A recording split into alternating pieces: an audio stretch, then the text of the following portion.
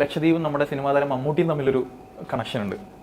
അത് വലിയ രീതിയിൽ അങ്ങനെ ആർക്കും അറിയാത്തൊരു സംഭവം എന്നാണ് പറയുന്നത്, എനിക്ക് തോന്നുന്നത്. കാരണം അതായത് മമ്മൂട്ടി ടൈംസ് എന്ന് പറഞ്ഞൊരു പഴയ ഒരു മാസികയിൽ മമ്മൂട്ടി ജീവചരിത്രം എഴുതുന്ന ഒരു പങ്ക്തി ഉണ്ടായിരുന്നു. അതിൽ അദ്ദേഹം എഴുതിയിട്ടുണ്ടെന്നാണ്, ലക്ഷദ്വീപിലെ മഹാരാജാസിൽ പഠിച്ചിരുന്ന കാലത്ത് ലക്ഷദ്വീപുകാർക്ക് ഒരു അസോസിയേഷൻ ഉണ്ട്, ലക്ഷദ്വീപ് സ്റ്റുഡൻസ് അസോസിയേഷൻ എന്ന് പറഞ്ഞിട്ട്, ലക്ഷദ്വീപിലെ വിദ്യാർത്ഥികൾക്ക്. ആ വിദ്യാർത്ഥികളുടെ ആ അസോസിയേഷന്റെ ഒരു പരിപാടിയുമായിട്ട് ബന്ധപ്പെട്ടിട്ട് അന്ന് അനൗൺസ്മെന്റ് നടത്തിയ ഞാനായിരുന്നു. അതിന് 10 രൂപയും ബിരിയാണിയുമായിരുന്നു പ്രതിഫലമെന്ന് മമ്മൂട്ടി എഴുതിയിട്ടുണ്ട്.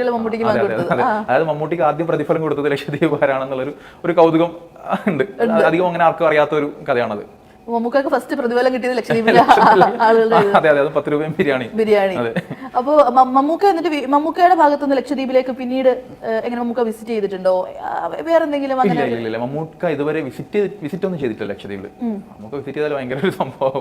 നമുക്ക് ഇതുവരെ ലക്ഷദ്വീപിൽ വന്നിട്ടില്ല, പക്ഷെ വരാൻ ആഗ്രഹിക്കുന്ന ഒരു സ്ഥലമായിരിക്കും പുള്ളി. മമ്മൂക്കുമായിട്ട് ബന്ധപ്പെട്ടിട്ട് ഒരു സംഭവമുണ്ട്. ലക്ഷദ്വീപ്, ഈ സേവ് ലക്ഷദ്വീപ് ഇഷ്യൂ അറിയാലോ. അതായത് ഭയങ്കര ഒരു സീനായിരുന്നു. കേരളം ലക്ഷദ്വീപിനെ എത്രത്തോളം ചേർത്ത് നിർത്തുമെന്ന് ഞങ്ങൾ മനസ്സിലാക്കിയ കുറച്ച് ദിവസങ്ങളാണ് ഈ സേവ് ലക്ഷദ്വീപിന്റെ സമയം.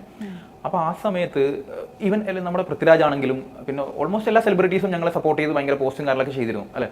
അപ്പോൾ ആ സമയത്ത് മമ്മൂക്കയുടെ ഭാഗത്ത് നിന്ന് നമുക്കൊരു എന്താ പറയുക, ഒരു പബ്ലിക്കായിട്ട് പുള്ളി ഒന്നിനും വരാത്തൊരു ഒപ്പീനിയൻ കാണിക്കാത്തൊരു സിറ്റുവേഷൻ ആയിരുന്നു.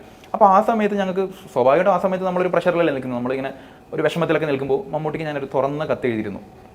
അതായത് മമ്മൂക്ക വളരെ അദ്ദേഹത്തെ ബഹുമാനപൂർവ്വം തന്നെ മമ്മൂക്ക താങ്കളെ ഒരുപാട് സ്നേഹിക്കുന്ന ആൾക്കാരാണ് ഞങ്ങൾ ലക്ഷദ്വീപുകാർ. അപ്പോൾ താങ്കൾക്ക് ആദ്യത്തെ പ്രതിഫലം നൽകിയത് ലക്ഷദ്വീപുകാരാണെന്ന്, ലക്ഷദ്വീപിലെ വിദ്യാർത്ഥികളാണ് ഞാൻ സ്ഥലത്ത് വായിച്ചിട്ടുണ്ട് താങ്കൾ എഴുതിയത്.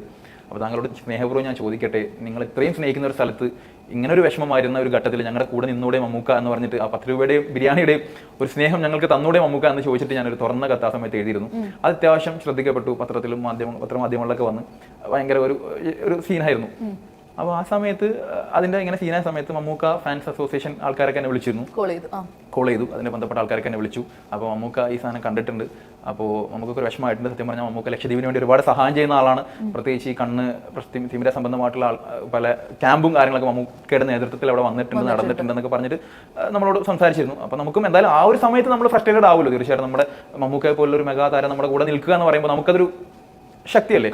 അപ്പൊ ആ ഒരു സാധനം നമുക്ക് അങ്ങനെ ഒരു ഇൻസിഡന്റ് ഉണ്ട്, മമ്മൂക്കയുമായിട്ട് ബന്ധപ്പെട്ട് ലക്ഷദ്വീപിൽ അങ്ങനെ ഒരു ഇൻസിഡന്റ് ഉണ്ടായിട്ടുണ്ട്.